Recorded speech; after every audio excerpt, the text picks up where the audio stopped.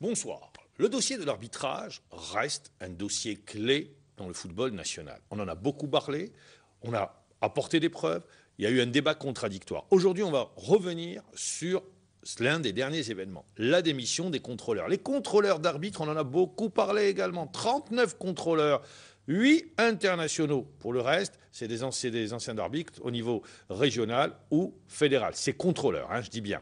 Alors aujourd'hui, avec la démission d'un des contrôleurs, en l'occurrence, M. Bolborch. M. Bolborch, bonsoir. Bonsoir, M. Mahmoud. Qu'est-ce qui a motivé sa démission? Quelle est la situation de l'arbitrage? Est-ce que ce qu'on dit se vérifie sur le terrain? Et pour m'accompagner, Yazid Wahib, du quotidien Al-Watan. Yazid, bonsoir. Bonsoir, Mahmoud. Et puis en deuxième partie d'émission, on aura également le nouvel entraîneur du Shabab El Yazid de Belouizdad. C'est un duo. Il s'agit de Hussein Yahi et le retour de Mohamed Hankouch. Hussein Yahi, un enfant du club. On va débuter avec l'arbitrage, la démission d'un des contrôleurs, M. Bolborch. M. Bolborch, qu'est-ce qui a motivé votre démission du corps des contrôleurs? Bonsoir, c'est Mahmoud. Bonsoir, c'est Yazid. Je suis très content et ravi d'être parmi vous. Nous également, ça nous fait plaisir. Après une si longue absence qui a duré peut-être plus de 10 années, je suis vraiment très content d'être sur ce plateau. Revenons maintenant à ma démission de la Commission fédérale des arbitres. D'abord, la démission qui m'a motivé à partir de la CFA. J'ai été désigné dans un match Kaba Usma d'Alger, où j'ai fait des réserves pour un arbitre assistant, en l'occurrence M. Sarraj. Et lorsque j'ai envoyé mon rapport, le ciel m'est tombé sur la tête. Comment vous avez osé dire, soi-disant, on m'a reproché d'avoir des remontrances envers M. Sarraj. Or, j'ai discuté avec Sarraj en fin de partie sur un fait technique concernant la loi 11, qui est sa spécialité. Il est passé complètement à côté de son sujet, et j'ai fait mon rapport, et là, je reçois un questionnaire, je ne sais pas pour quelle raison, me demandant pourquoi vous avez tenu soi-disant des remontrances envers cet arbitre. J'ai répondu que je n'ai jamais tenu des remontrances envers cet arbitre, je n'ai fait que mon devoir. Monsieur Bolborch, pour que le téléspectateur puisse comprendre, vous faites votre rapport sur justement le trio arbitral et vous mettez en exergue les fautes de monsieur Sarraj, l'arbitre assistant. Vous dites, le ciel me tombe sur la tête, c'est-à-dire, c'est le président de la commission centrale d'arbitrage, M. Belaïd Lakar, qui vous appelle. Non, il ne m'a pas appelé. Il ne m'a pas appelé du tout. Oui. Il m'a envoyé un questionnaire. Cela veut dire tout. Il vous a envoyé un questionnaire dans lequel il vous dit comment vous avez tenu des remontrances envers cet arbitre. J'ai répondu sur vos écrits. Sur mes écrits, bien sûr. Ce que j'ai écrit. Donc. Pourquoi M. Sarraj est un intouchable? Bien sûr, les arbitres sont privilégiés par le président de la commission des arbitres. Ils sont privilégiés au détriment des arbitres de l'Est algérien et ceux d'Alger et encore ceux du Sud. Ça, je suis formel pour dire ça. On y reviendra tout à l'heure et après vous nous expliquerez pourquoi est-ce que vous dites ça. Moi, pourquoi je vous ai posé la question, M. Sarraj est-il intouchable? Parce que pourquoi est-ce qu'il c'est la première fois qu'il vous envoie un questionnaire? Si, il m'a déjà fait des remontrances lorsque j'ai supervisé. Par écrit toujours? Toujours par écrit. Lorsque j'ai supervisé un arbitre là où j'ai signalé que l'arbitre n'a pas sifflé une fois un coup de pied de réparation, là aussi j'ai reçu un coup de. C'était qui l'arbitre? C'était Zoroki. Heureusement que j'avais des fois des images, la vidéo, et là j'ai répondu sèchement. Je ne vous cache rien, et j'ai envoyé les images de la vidéo. Là, je n'ai plus reçu de réponse. Parce que pour que ça ne soit pas à charge, peut-être que les écrits de M. Lacan, c'est pour mieux comprendre, non? Non, jamais. Je pose la question. Il comprend bien mes écrits, il sait. Parce que, généralement, dans cette histoire, parce qu'il m'a désigné 6 fois de suite pour la même arbitre, dans un temps très très court, en l'occurrence M. Saïdi. La dernière fois, j'ai envoyé un autre email en lui disant que je ne suis pas l'évaluateur de M. Saïdi. 3 jours après, il m'envoie un autre email en me disant comment dirais-je Oui. De modifier. Non, pas de modifier, mais de m'envoyer un rapport sur lequel. Oui. Il voulait modifier le rapport. C'est-à-dire le modifier pour qu'il soit favorable ou défavorable? Pour qu'il soit favorable à l'arbitre, parce que j'ai envoyé un rapport défavorable. Pour qu'il soit favorable? à l'arbitre. Envers M. Saïdi. Bien sûr. Non, pas M. Saïdi, à M. Savage. Parce que Savage était avec M. Saïdi. D'accord. Est-ce que vous il vous a demandé de changer le rapport? Bien sûr. Est-ce que vous concevez qu'un évaluateur... Mais en principe, vous devez le faire en votre âme et conscience. Bien sûr, on a toujours fait notre travail en toute âme et conscience. On n'a jamais triché. Et puis, il y a aussi des trucs qui m'ont poussé à la démission.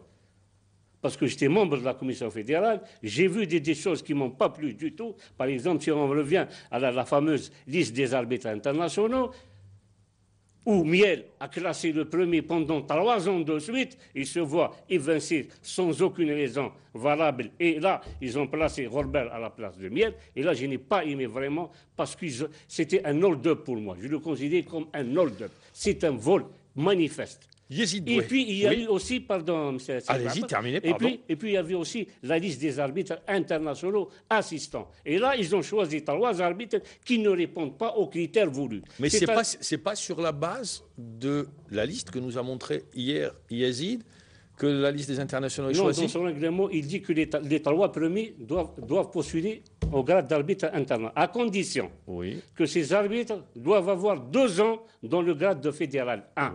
Ça, c'est très bien. Or, ces arbitres, ils ont été promus au grade de fédéral 1 en mars 2013. Et en janvier 2014, ils ont eu la distinction d'arbitres fédéraux alors qu'ils n'ont que 10 mois. Or, la réglementation... La réglementation fait obligation? Bien sûr, fait obligation. Pour être un arbitre international, il faut avoir 2 ans dans le grade. Or, ces arbitres n'ont que 10 mois. Donc, il y a une entorse à la réglementation. Donc lui, il va son propre règlement. Pour résumer, pression pour changer le rapport, à travers une lettre ou à travers un coup de téléphone? Non, c'est par email. Il m'a envoyé un email. Ah, vous avez gardé l'email? Bien sûr, il est en ma possession. Dans lequel il vous est demandé de changer le rapport en faveur de l'arbitre assistant. De Saïdi, oui. Et l'email, vous l'avez bien caché? Bien sûr. D'accord. C'est une preuve pour moi. C'est une preuve pour vous. Également, eh bien, le règlement non respecté, puisqu'il y a des arbitres qui passent de grade de fédéral en 1 année au lieu de 2 années. Qui passent internationaux 2 années au lieu d'une année. Au lieu d'une année. Alors là, il est contre son propre règlement. Yazid Wahib, à travers les propos de M. Bolborj, vous qui vous intéressez à l'arbitrage, un constat s'impose. Vous l'aviez dit, mais là on a un témoignage concret, vivant, d'un contrôleur. On a l'impression qui se dégage que cette commission centrale d'arbitrage est un électron libre elle fait ce qu'elle veut, ou son président fait ce qu'il veut. Et ça, juste avant que vous répondiez à la question, je tiens à le dire, si M. Belaïd Lakar nous regarde, qu'on l'invite, et il pourra bien évidemment s'expliquer sur ce qui est dit et sur ce qui est avancé. Donc, on l'invite encore une fois, puisqu'il a refusé notre invitation. On lui avait déjà adressé une invitation pour que le téléspectateur puisse comprendre les choses. Yazid Wahib. Mamar, tu viens de dire que cette commission est un électron libre. Effectivement, quelque part, c'est un... À travers ces témoignages. C'est un électron libre par rapport à l'organe qui est censé contrôler l'activité de la CFA, c'est-à-dire le bureau fédéral, qui a, excusez-moi le terme, tout avalé. Il a avalé des couleuvres. Mais le mensonge a une durée de vie limitée. Aujourd'hui, nous sommes en train d'assister à un déballage des faits et actes de cette coquille vide qu'est la CFA. Vous venez d'entendre ce que vient de dire M. Bolborj. Pour le résumer... Qui, je rappelle, est un ancien arbitre international, connu à travers tout le territoire national, qui a fait partie de cette CFA au titre de contrôleur, qui vient de donner des exemples où le président de la CFA à travers un email, c'est-à-dire une preuve a outrepassé ses droits, ses devoirs plutôt, en lui envoyant un message pour modifier son rapport. C'est grave, Amar. C'est très grave même. Très grave même. Hier, je vous ai présenté un document. La liste que j'ai pu me procurer. C'est le classement des 2 dernières années que le président de la CFA n'a jamais publié. C'est un document qu'il garde soigneusement chez lui pour en disposer comme il veut. Est-ce que vous l'avez, le classement, par exemple? Non, jamais de la vie. Il a jamais. Personnellement, j'ai assisté à 2 années consécutives à l'ouverture des prix. Oui. Et toujours, c'était Miel le premier. Oui. Ça, moi, non, mais on l'avait hier sur ce que nous a donné. Sur ce que nous a donné vient de Yazid. confirmer. Mais pour le président de la commission, il n'a jamais eu, au grand jamais, le courage de publier ce classement. De le publier, que les arbitres, au moins, sauront, et sachant, qu'est-ce qu'ils ont fait durant toute Les arbitres l'année. ne sont pas informés de leur classement? Jamais de la vie, jamais de la Ceux vie. qui exercent sur... Bien sûr, non, il y a aussi des promotions des arbitres qui se donnent en cachette. Et ça, c'est pas Vous avez des exemples? Bien sûr. C'est-à-dire il y a des promotions comme ça. Qui se donnent comme ça en cachette, à travers les mails. Il n'a jamais voulu Vous avez des exemples concrets? Bien sûr. Par exemple. Par exemple, les arbitres qui ont été promis au grade d'arbitre international, ils ont reçu leur distinction d'arbitre fédéral en mars à travers les mails, sans que les autres arbitres sachent qui a obtenu la distinction. Mais là, une question. Mais les arbitres, quand ils se rencontrent, par exemple, il y a des arbitres, ils se sont rencontrés 2 ou 3 fois cette année, avant le début de la saison pour leur test Cooper, avant la reprise de la phase retour. Ils se disent rien? Ils ne disent rien parce qu'ils ont peur par représailles. C'est ça le problème. Ils ont peur. Celui qui parle, ici, qu'est-ce qu'il attend? Ça, c'est sûr. Ici, ce qu'il attend. Je vais vous poser la question, j'attends une réponse franche, comme vous le faites. Il y a 2 collèges d'arbitres. Il y a ceux que je vais dire entre parenthèses, les protégés, et ceux... Ceux qui sont protégés, c'est la piste de l'Ouest. Ça, je suis formel et je suis responsable de mes dires. Ils sont protégés au détriment des arbitres d'Alger, de l'Est algérien et de l'Ouest. Quand vous dites protégés, oui, peut-être vous voudrez... Ils sont protégés et impunis. Attends, ils ont une impunité. Bien sûr. Allez, on va revenir. Par exemple, quand vous dites protégés, en quoi est-ce qu'ils sont protégés? Par exemple. Je m'explique. C'est quoi? Qu'est-ce que ça veut dire un arbitre protégé? Protégé, il fait ce qu'il veut sur le terrain. Vous le signalez pour des fautes techniques, vous le signalez pour insuffisance technique, mais ils ne sont jamais inquiétés par le premier responsable de l'arbitrage, en l'occurrence Belhaïd. Ils ne sont jamais mis au frigo? Parce que nous avons des preuves. Il y a des rapports en ce sens, Mamar. Oui. On a des rapports qu'on transmet à la CFA. Lorsqu'il y a un mauvais rapport d'un arbitre de l'Est ou du centre, le rapport partira intégralement à l'arbitre. Et ça, c'est très grave. On ne doit jamais envoyer un arbitre dans son intégralité à un arbitre. Il faut exploiter le rapport. C'est-à-dire les rapports que vous faites sont envoyés aux arbitres? Bien sûr, lorsqu'ils sont mauvais. Envoyés aux arbitres protégés? C'est une fuite de responsabilité du président. Envoyés aux arbitres protégés? Ou à tous les arbitres à chaque fois? Non, celui qui fait un mauvais match. Ah, d'accord. Celui qui fait un bon match, jamais ne reçoit le rapport. Et on envoie les mauvais rapports uniquement pour ceux de l'Est et ceux d'Alger. Ah, donc c'est ça. Mais pour les arbitres de l'Ouest, et je le dis, je le répète, jamais de la vie. Moi, je n'ai jamais vu... Mais si je regarde la liste des internationaux, ils ne sont pas tous de l'Ouest, les internationaux? Non, c'est un problème d'arbitre international. Ça, c'est un autre problème. C'est un autre volet. Oui. Donc, on est en train de parler de ce qui se passe. Oui, c'est-à-dire en matière de parti pris, de favoritisme, de régionalisme. Ça existe. Ça existe. Je vais vous donner un exemple concret. Vous avez, par exemple, la promotion, soi-disant, de l'excellence. Là, vous allez trouver 14 arbitres de l'Ouest.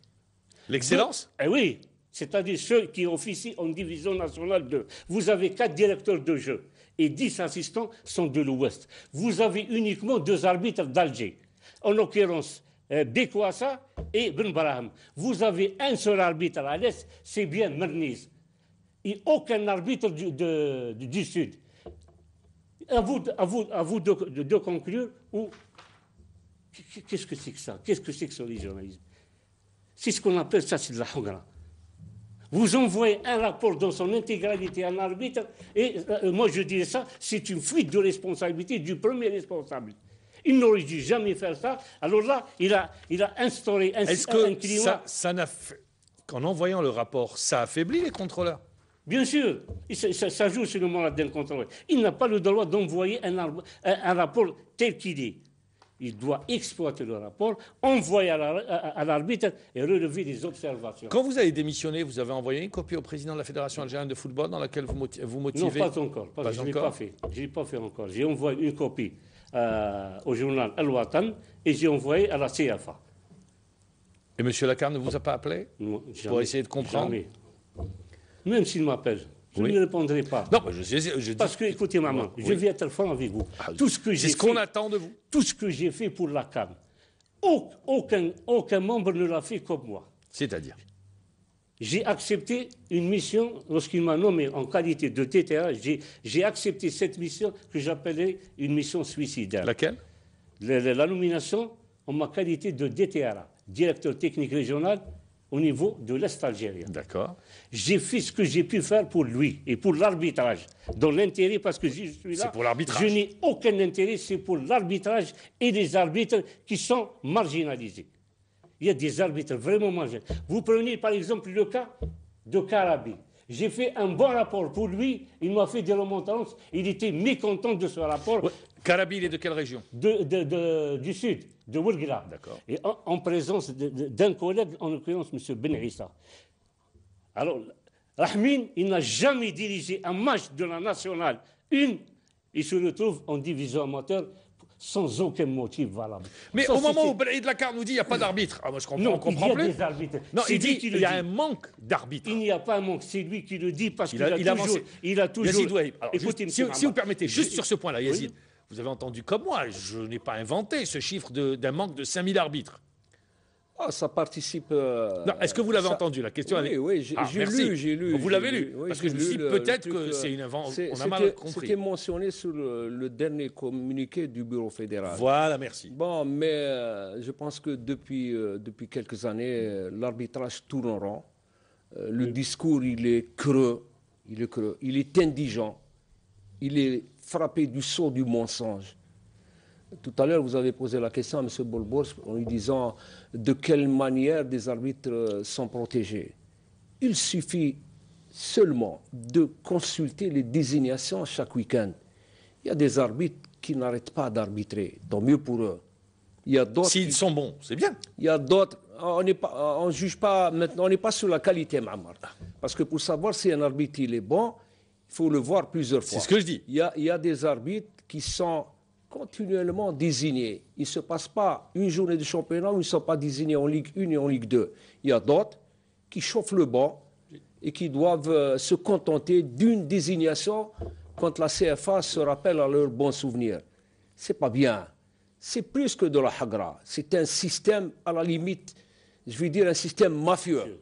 Parce qu'à terme, il favorise toutes les choses qui ternissent l'image de l'arbitrage. Donc, quand on a parlé de régionalisme au niveau de l'arbitrage, on n'a pas inventé. Allez-y. Il y a le cas aussi d'un arbitre de Tizi Ouzou, en l'occurrence Brahimi. Oui. Ah, vraiment, il est malmené ce gars-là. Alors que c'est un bon arbitre. Il n'a jamais eu une occasion de diriger un match de la Division 1. Pourquoi cette distinction, cette différence entre les arbitres? Il a semé une zizanie, moi je dirais beaucoup plus, je vais aller plus loin avec lui, il a semé une fitna entre tous les arbitres de l'Est, de l'Ouest, du Centre et ceux du Sud.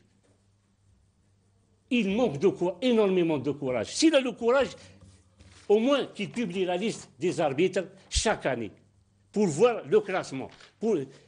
C'est-à-dire quels sont ceux qui peuvent postuler à un poste, soit fédéral 1, fédéral 2 ou là, je ne sais pas quoi. Alors, par exemple, vous prenez des divisions amateurs et interrégions. Je lui ai proposé d'instaurer le système des contrôleurs. Au départ, il était favorable pour ça. Et la deuxième fois, lorsque je lui ai répondu, qu'est-ce qu'il m'avait répondu sèchement? Que je ne suis pas un gendarme. Qui vous êtes? Comment vous n'êtes pas un gendarme? Oui, mais à ce moment-là, s'il n'y a pas les contrôleurs dans ces divisions... Comment voulez-vous qu'il se passe des choses très, très graves? Comme je l'ai dit à mon ami Yazid, il se passe des choses vraiment très, très, très graves au niveau de l'amateur et de la région. Sur tous les plans. C'est-à-dire? Sans rentrer dans les considérations. Ah ben justement, on est rentré dans les détails. Corruption. Il y a beaucoup de choses. Corruption. Ça peut être aussi la corruption, oui. D'accord. Arrangement de match? Bien sûr, il y a un peu de tout dans ces matchs. Il y a un peu de tout. Et là, vous comprenez ce que je voulais dire. J'ai lui demandé d'instaurer des contrôleurs. Au départ, il m'a dit d'essayer de me ramener certains contrôleurs qui sont susceptibles vraiment Bon, je lui dis oui. Et après, il m'a dit, moi, je ne suis pas un gendarme. Qu'est-ce que vous faites donc à la commission des arbitres si vous n'êtes pas gendarme? Vous êtes là vraiment pour faire Et est-ce que les contrôleurs qui sont avec vous, le corps des contrôleurs, va dans le même sens ou bien... Je ne sais pas, chacun a ses idées, mais pour moi, je vais vous dire encore que les contrôleurs, pour moi, c'est de la poudre aux yeux. C'est de la poudre aux yeux. C'est-à-dire? Il dit que moi, personnellement, il m'a désigné 6 fois de suite sur Saïdi. Alors, la 7e fois, j'ai dit que je ne suis pas l'évaluateur. Il a motivé. Est-ce qu'il a motivé le fait qu'il vous ait désigné 6 fois? Il a même eu un entretien avec vous sur la chaîne Talois où il dit que j'ai des évaluateurs hautement qualifiés. Du fait que vous avez des évaluateurs hautement qualifiés, pourquoi vous me désignez sur Saïdi 6 fois? Ça me porte préjudice. Est-ce que vous en avez parlé? Il vous a pas dit peut-être c'est pour mieux affiner, peut-être pour que vous puissiez le revoir plusieurs fois? Non, il ne dit rien. Vous avez votre désignation, vous partez seulement. Mais même moi, vis-à-vis de l'arbitre, ça lui plaît pas, ça me gêne vis-à-vis de l'asile. À chaque fois, c'est moi. Ou un autre. C'est un cas qui m'est arrivé à moi de superviser Saïdi 6 fois, mais il y en a d'autres évaluateurs. On reviendra sur justement l'évaluation, sur les pressions qui s'exercent, sur également les notations, comment elles se font. Avec vous, M. Bolboj, et avec Yazid Wahib. Vous restez avec nous sur la deuxième partie de l'émission, on en parlera, et on aura avec nous l'entraîneur du CRB. Deuxième partie de l'émission avec M. Bolboj, je rappelle, ancien arbitre international, faisant partie du corps des contrôleurs. Vous avez décidé de démissionner, vous avez rappelé les raisons qui vous ont motivé, notamment c'est l'email qui vous a été envoyé par le président de la commission centrale d'arbitrage, M. Belaïd Lakarne, dans lequel il vous demande de changer votre rapport qui était défavorable. C'est-à-dire de désactiver le rapport. Cela veut dire... Qu'est-ce que ça veut dire désactiver? Désactiver, c'est-à-dire, parce que moi, lorsque j'envoie mon rapport, c'est-à-dire qu'ils ne peuvent pas le toucher. En m'envoyant un email en me disant de désactiver le rapport... De vous déjuger, quoi. Exactement. Voilà ce que je voulais dire. Donc, en vous demandant de vous déjuger par rapport à un rapport qui était défavorable à un arbitre assistant, M. Sarraj, voilà. D'accord? La deuxième des choses, vous dites également, il n'y a pas d'équité. Troisième, il y a un premier collège et un deuxième collège au niveau du corps arbitral. Sur l'excellence, vous vous posez la question et vous dites... Vous posez la question, mais en même temps, vous apportez des éléments de réponse. Vous dites, par exemple, concernant l'excellence... Regardez, c'est du favoritisme. On a choisi une région au détriment des autres. Certains pourront vous dire, mais peut-être que ceux-là sont bien meilleurs que les autres. Ça, c'était vérité. Non, jamais. Jamais. Jamais. Ah bon? D'ailleurs, il a tenu une conférence de presse à un moment où il a insulté, moi je dis bien, il a insulté les présidents de ligue régionale et les présidents de ligue 2 en leur disant qu'il n'y a pas de formation au niveau de l'Est et du Centre. Ça, c'est grave. Pardon, M. Bolboj, pardon. Quand on parle de formation, il faut qu'il y ait préalablement un programme national de formation. Est-ce qu'il existe ce programme national? Et qui doit se charger de la présentation de ce programme national? En principe, c'est lui. Alors? Et en principe, c'est lui. Alors, vous me dites qu'il n'y a pas de formation au niveau de l'Est, au niveau du Centre et au niveau du Sud. Il y a la formation. C'est lui il travaille en solo.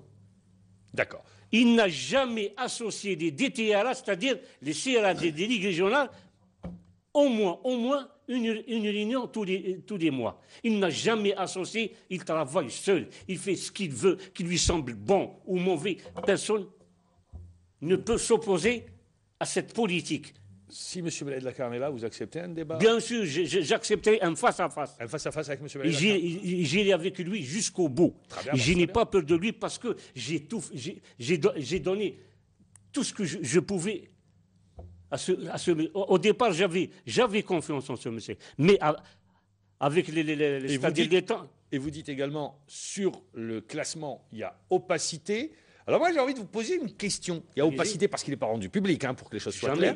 Il y a une question. Alors, sur les notes également, est-ce qu'on peut avoir des doutes sur les notes? Bien sûr. C'est-à-dire, lorsqu'il y a l'ouverture des pays, en principe, lorsqu'on fait une ouverture de pays, en principe, il y a le représentant des contrôleurs, il y a le représentant des arbitres, il y a des gens qui assistent à l'ouverture des pays, comme quoi le travail a été fait dans la transparence totale. Or, la troisième, c'est-à-dire moi j'ai assisté à deux ouvertures des prix. La troisième, je n'ai pas assisté. Je ne savais pas qui a procédé à l'ouverture des prix. Il est revenu, nous étions en réunion, il a dit, on s'éteint, voilà, miel, C'est tout, il est toujours premier. Ah, il a dit Miel est pas. Oui, bien Il sûr, reconnaît j'étais que- présent dans cette Oui, mais il dit réunion. également que Miel est atteint par la limite d'âge. Non, jamais, il n'a est pas jamais atteint. été à part. Il ouvre les droits. Miel ouvre les droits au 1er janvier 2014. Moi, j'ai dit tout à l'heure que c'est un hold-up, c'est un vol. Alors, أنا نقول لك ميال يحاسبوا عند رب العالمين.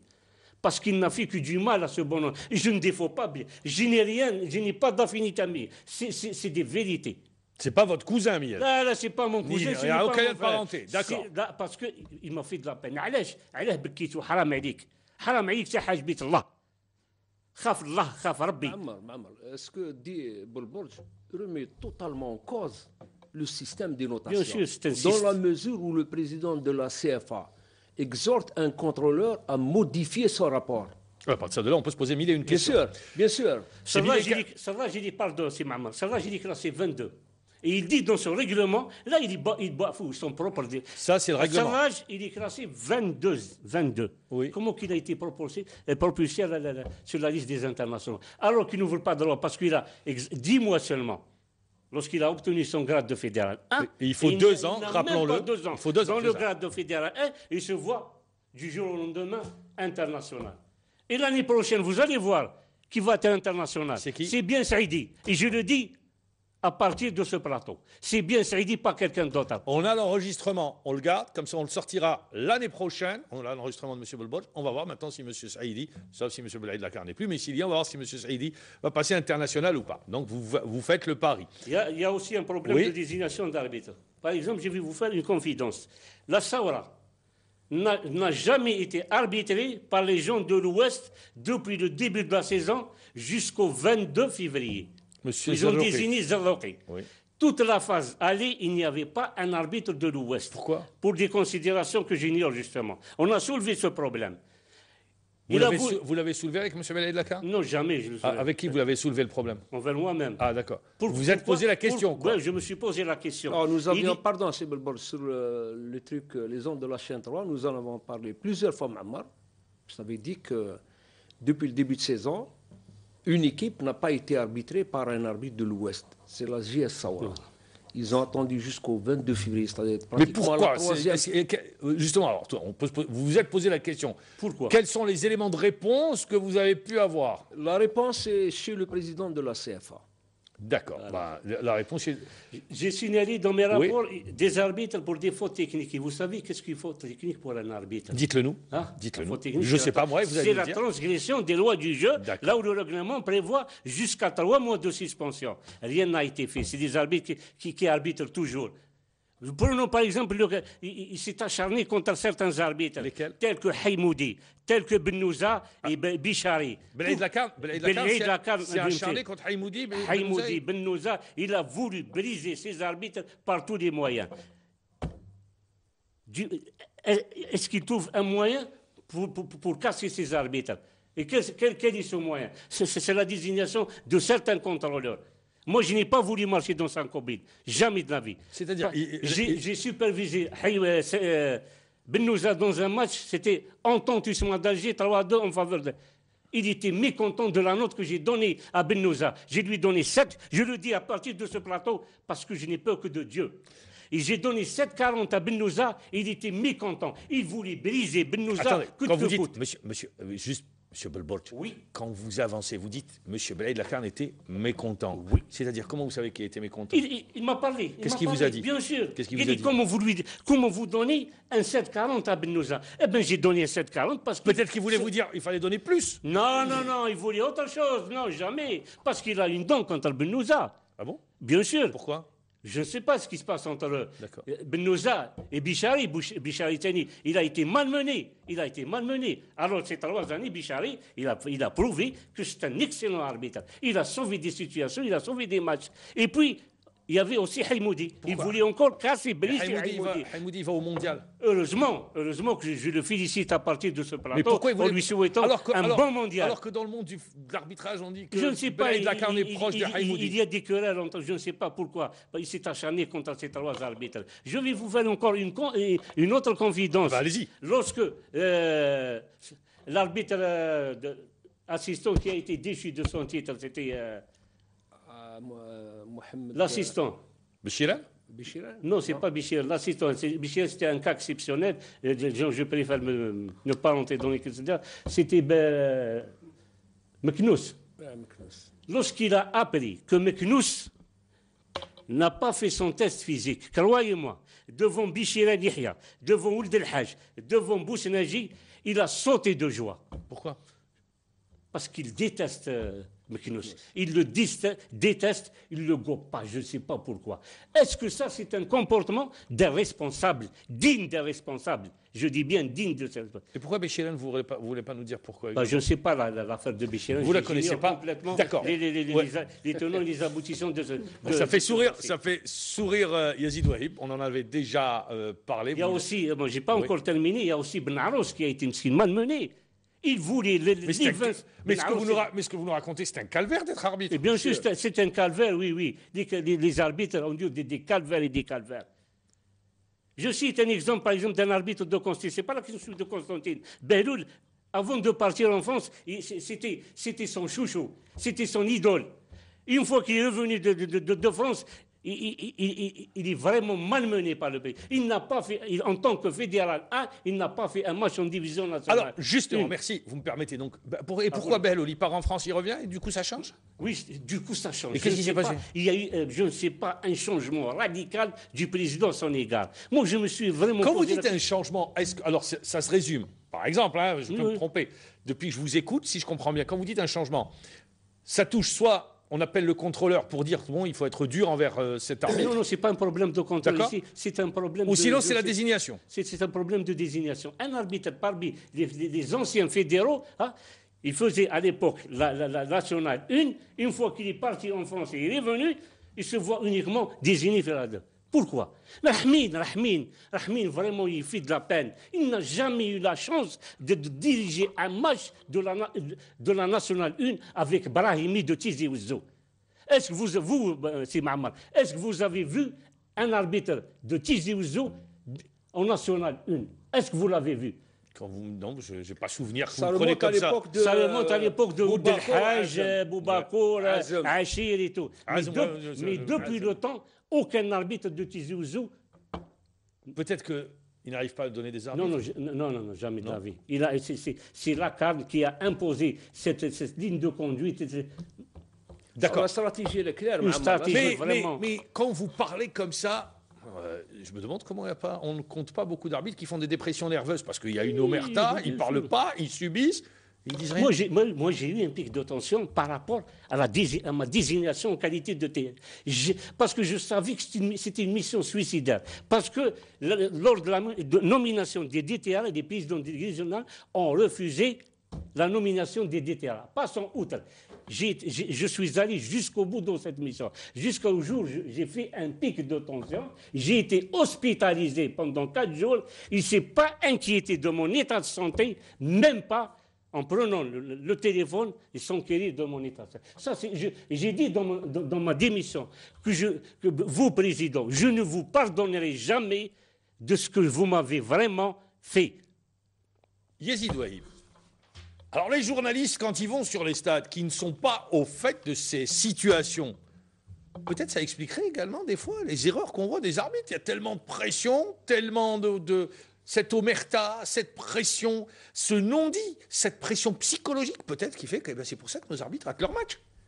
Bien sûr, ça peut être un des éléments. L'arbitre peut rater un match comme un joueur peut rater un match. Oui, mais quand un entraîneur peut rater son match à travers des choix qui ne sont pas judicieux le jour du match. Mais là, Mahamar, nous sommes au fond du problème. Il y a une omerta, il y a une loi du silence qui a été dénoncée à maintes fois, mais personne n'a bougé. Aujourd'hui, il y a un système qui a été mis en place pour favoriser certains arbitres au détriment d'autres. Les favoriser comment? D'abord à travers la multiplication des désignations. Il y a des arbitres qui sont désignés constamment, il y a des arbitres qui le sont moins.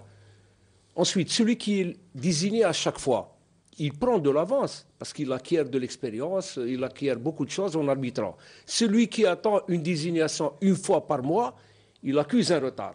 Ensuite, il y a le deuxième niveau, il consiste sur le fait que ces arbitres sont contrôlés. Contrôlés par qui?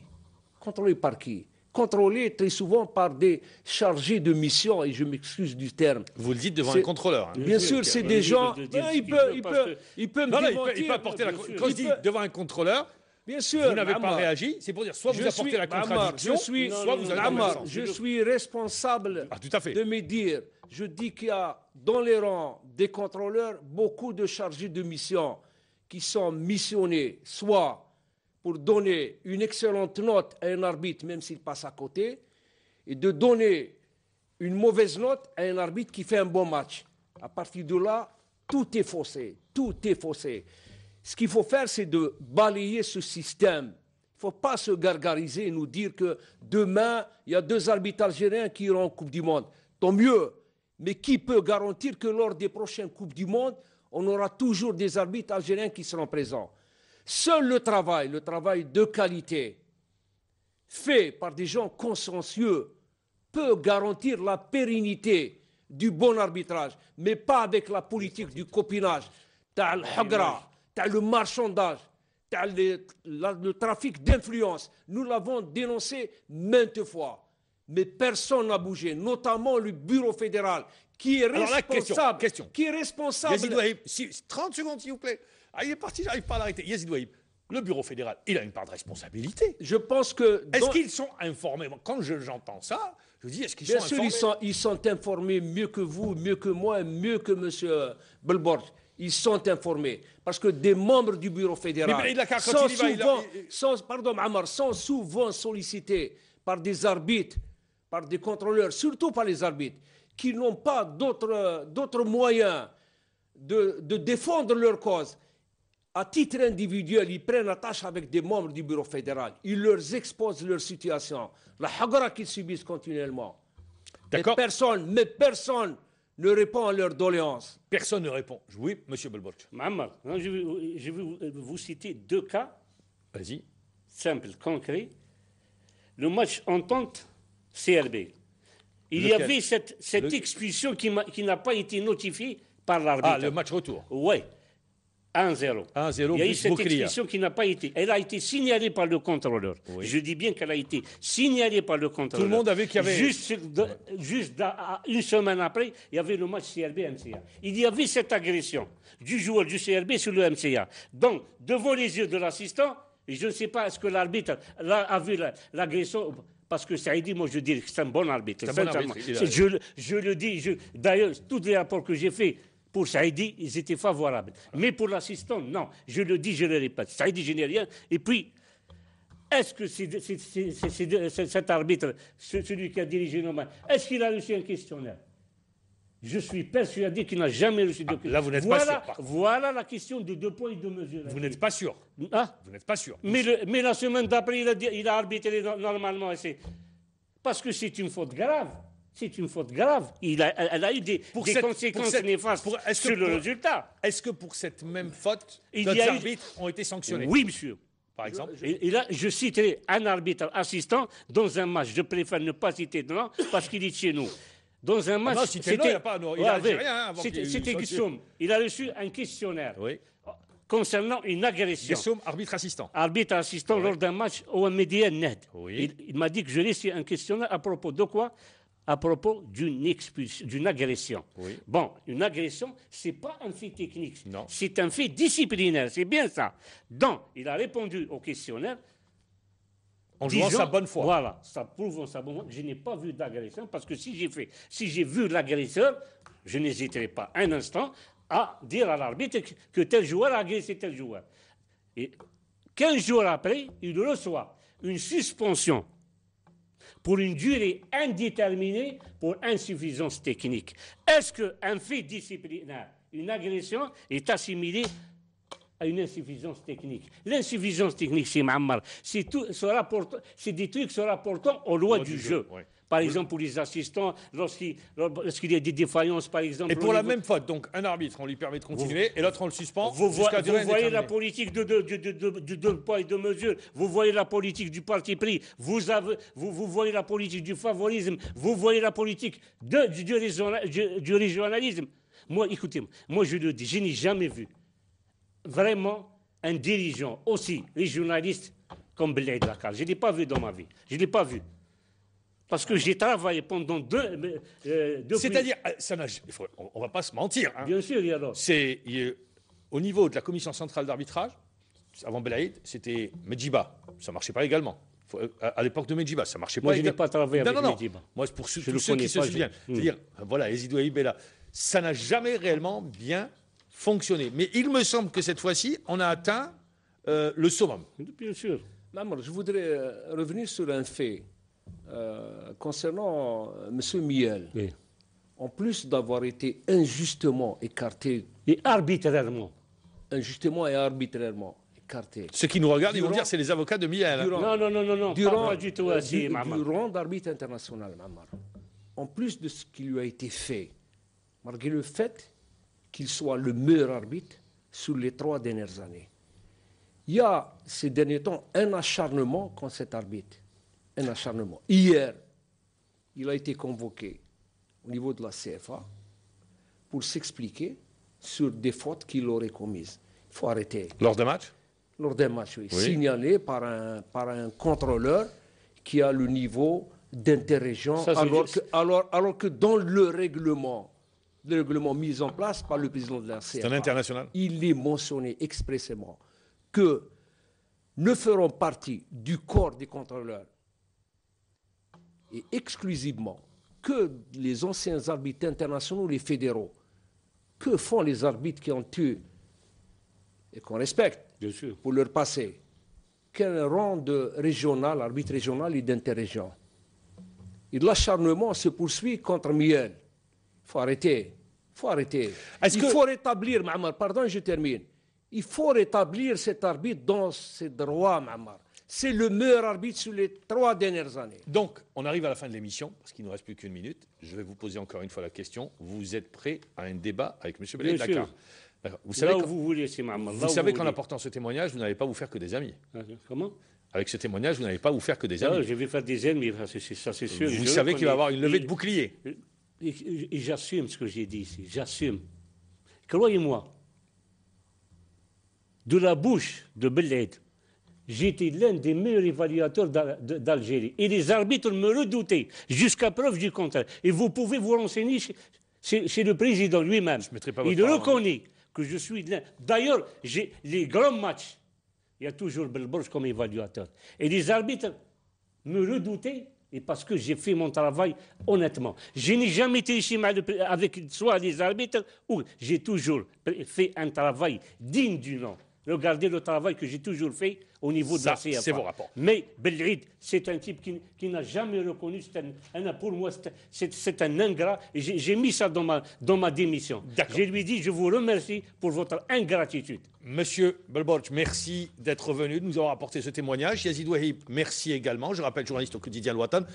Monsieur Belaïd Dakar, s'il nous regarde, eh bien voilà, vous êtes invité en direct, je vous le dis, à un débat face à monsieur Belborge, contrôleur qui vient de démissionner. L'invitation est lancée et je vous la rappellerai à chaque émission. Merci. Au revoir. Bonne soirée.